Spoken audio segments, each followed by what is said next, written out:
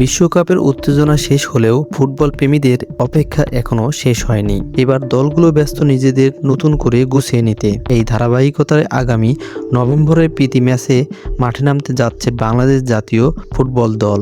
সম্ভাব্য প্রতিপক্ষ ফিলিপাইন, যার সাম্প্রতিক সময়ে ধারাবাহিক উন্নতি করেছে। তাহলে শক্তির বিবেচনায় কোন দল এগিয়ে? কাগজে কলমে কিছুটা এগিয়ে রয়েছে ফিলিপাইন। সর্বশেষ ফিফা র্যাঙ্কিং অনুযায়ী বাংলাদেশ রয়েছে 181তম স্থানে, ফিলিপাইন রয়েছে 148তম স্থানে। অর্থাৎ র্যাঙ্কিংয়ের দিক থেকে এগিয়ে থাকলেও মাঠের খেলার লড়াইটা সহজ হবে না। মুখোমুখি লড়াইয়ের ইতিহাসেও ফিলিপাইন রেকর্ড কিছুটা ভালো, তবে বাংলাদেশের অতীতেও তাদের বিপক্ষে লড়াকু ফুটবল খেলেছেন। সাম্প্রতিক সময়ে ইউরোপের দল সান মারিনোকে হারিয়ে বাংলাদেশের আত্মবিশ্বাসও বেড়েছে। বাংলাদেশের শেষ 5 ম্যাচে রয়েছে 2টি জয়, 1টি ড্র এবং 2টি হার। রক্ষণভাগের উন্নতির আভাস মিললেও গোল করার ক্ষেত্রে এখনও ধারাবাহিকতার অভাব রয়েছে।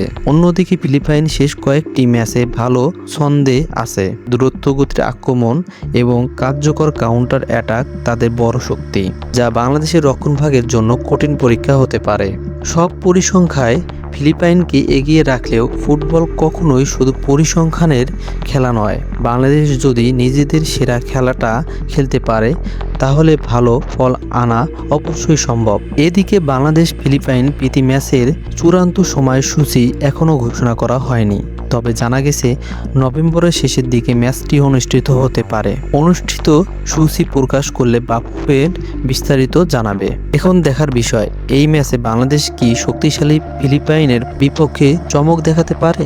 আপনার মতামত কমেন্টে জানাতে ভুলবেন না।